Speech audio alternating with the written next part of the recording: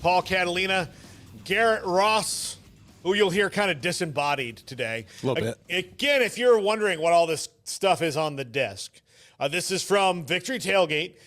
Look, you got tailgate season coming up right now. And these are things that are smaller. Like some of the things are big, like a cornhole set.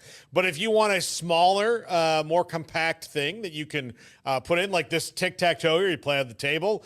This is lawn dice. All you need is grass. And then here is this little FSU ring toss game that we have as well. So a ring, I don't know, rings game. So FSU, Baylor, Cowboys, they have tons of stuff. They have tables. They've got yoga mats if you're into that. They've got tons and tons of stuff. The link is in the description. Emery's going to put it there so that you can click on and go find your team. They've got tons of it, whether it's NFL, Major League Baseball, college football, the NHL, NBA. Jack already beat me in the ring game once today. This is a very good drinking game, this ring one right here. It's got 5 little dots on it, and you could put 5 shots on there and see, how far it goes. So, something to work with. Yeah, absolutely. So it's, Emery's already I know he's like, okay, well, I'll beat you, Paul, in this thing. Emery's the champ. We'll get some whiskey in here and do that one day. I think that's something we should do before the season starts, is just me versus Emery versus Jack versus you. We'll just do that, and then we'll have people drive us home. I like it. I'm all for this. Yeah, just doing that. So, just cool stuff you can put on the table or play in the yard. I thought it was a really great sponsor and perfect for us. Mm-hmm. And so I reached out to them, and they've been great. And so I wanted to kind of make a little push for them as we get close to tailgate season. So you know how fast this got here, I made the call last week and got it 3 days later. So nice. Right there, sitting in my garage for a couple of days before I could bring it here. I was not allowed to bring it in the house, but it's... Oh, come on. You can bring it in the house. No. She says, is this for you guys to play with at work? And I was like, keep your toys in the garage. Yeah, but I want the Florida State thing to live at my house, at our house, where all my other Florida State stuff lives.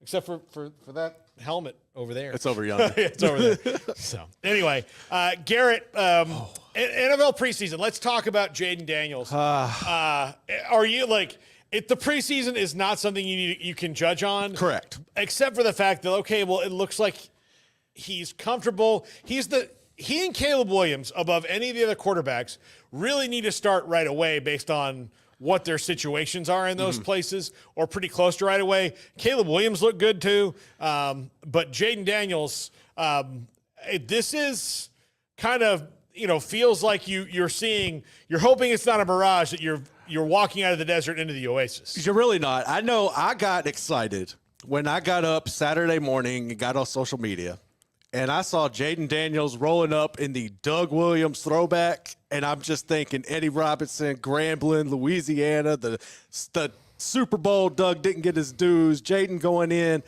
And look, man, I think people in the media have kind of changed and adjusted how we view these and what people do in those games. So for Jayden heading into this, I think for me it was I knew he probably wasn't going to get more than one series. It's really unnecessary to do that, but you wanted to see the efficiency. And not everybody's going to be – the defenses aren't going to be throwing their reads. They're not going to be blitzing or anything, but he was out there. They put together a nice drive. They found themselves in a 3rd and 6 situation, and they called a screenplay. And Jayden comes up to the line. He reads the defense, and he sees that the secondary is crept up real close, and he calls it audible. And doing this, Sam Causey, the offensive lineman, granted, Washington was without 3 of their starting offensive linemen while this happened. Jayden saw the defense, and he called the audible, and he just threw a bomb down the sideline, and the receiver caught it. It was perfectly placed, and it got him within the 5-yard line. And the next play, Jayden uses his legs, and it was almost vintage, exactly what you saw him do week in and week out at LSU, which won him the Heisman Trophy. Now, if you go back and listen to Dan Quinn, he was asked about it, and he said, that was a great play.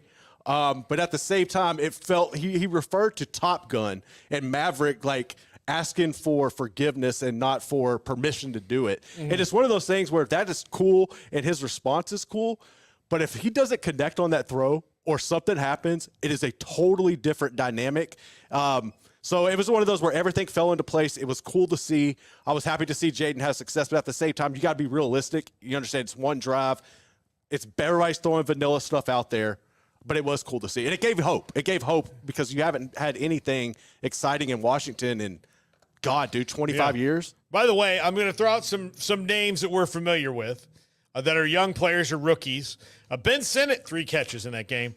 Here's another one. On the other side for the Jets, Adrian Martinez, former Nebraska and Kansas State quarterback, who was just the recent UFL MVP.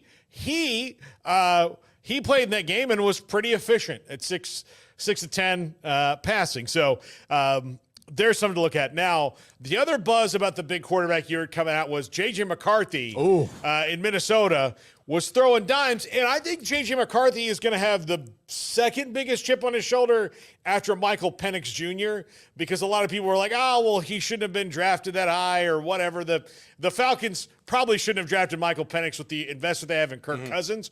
They did what they did. So he'll probably have a big chip on his shoulder. But J.J. McCarthy should because people like us we're like, well, we don't know about this guy. Now, the argument against it was Michigan was so good that they didn't have to throw the ball that much. And then all of a sudden you start seeing him throw the ball. It's like, oh, this guy's got a bit of a cannon.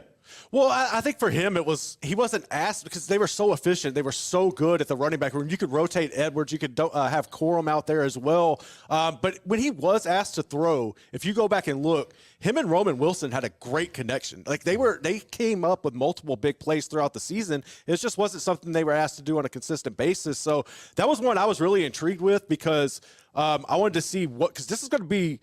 Like, I knew as a Washington fan, and everybody knows, but, like, you know what you're going to get with Kirk Cousins. So I want to see Justin Jefferson have success. I want to see him have a quarterback who can get him the ball and make big plays.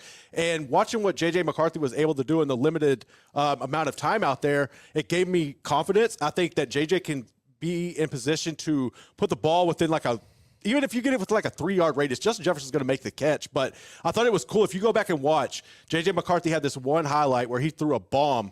And NFL Network was on air with Justin Jefferson at the time, and he's like, he sees him. He sees the running back get the break, and he's like, oh, that's gone. That's touchdown.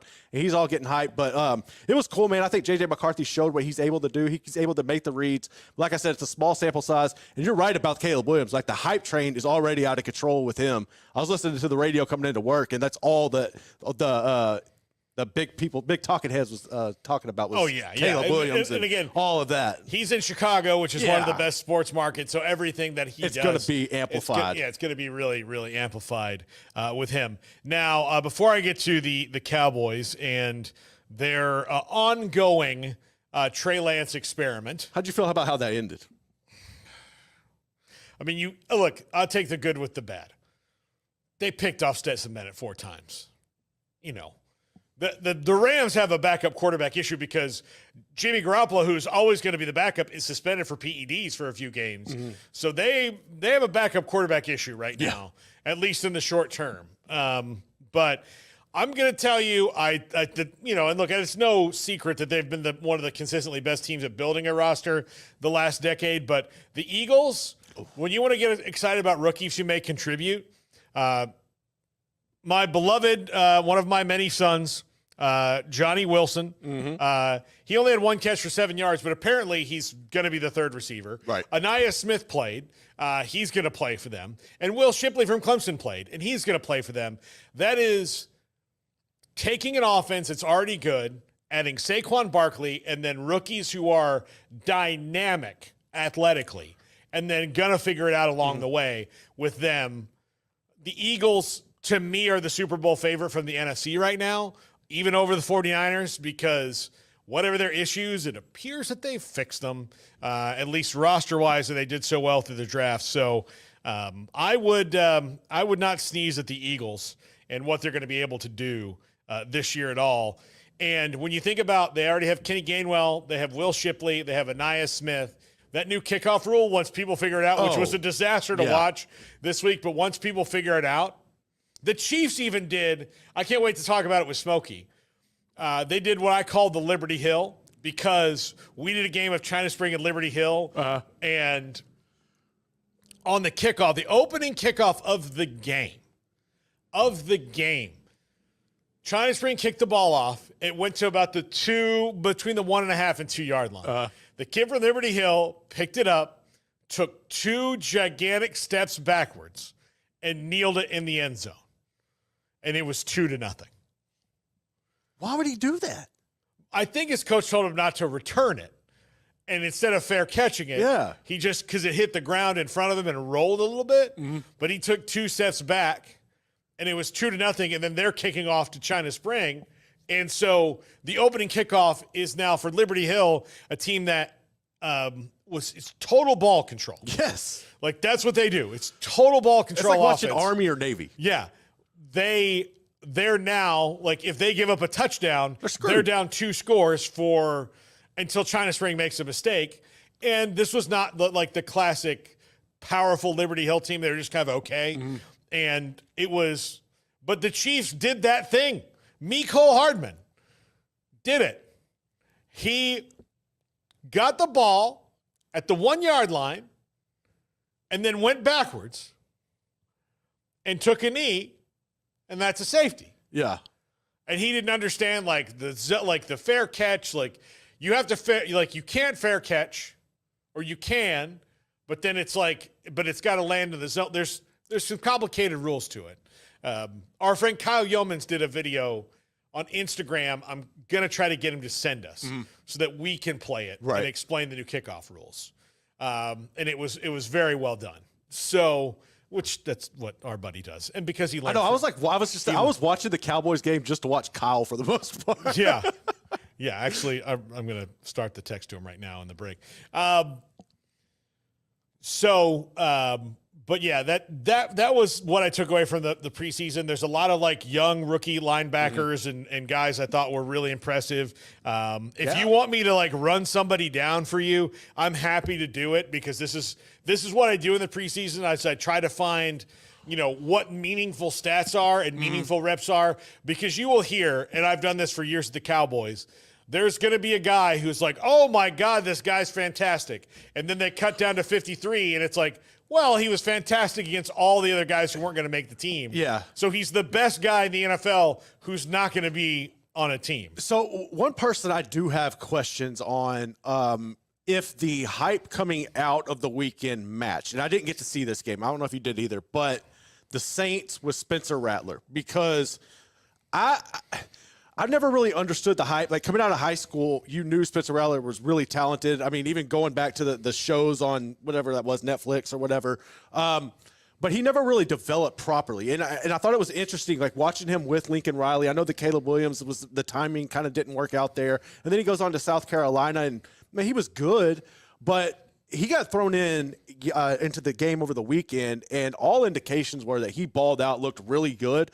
Now, I'm thinking, is there a fact to this, or is this just preseason where a guy who is above average at times is showing out against guys who aren't first-string caliber players? That's what you have to do. Like, don't get it's hard to – you don't get too excited. Also, I don't think anybody's like – I mean, there's certain guys who are definitely not going full tilt. No, like no. Okay, I had to play 2 series. Okay. Yeah.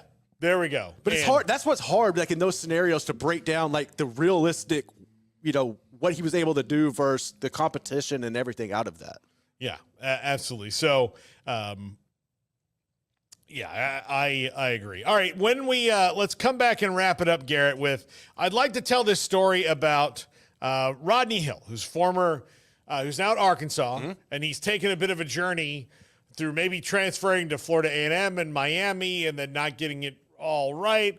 And the whole time I'm watching this going, man, this guy is a second-string running back at best. Like, honestly, at best, that's what he is. He's a very talented player, but he's a second-string guy. He's your second-string guy. There's nothing wrong with that. That's what he is.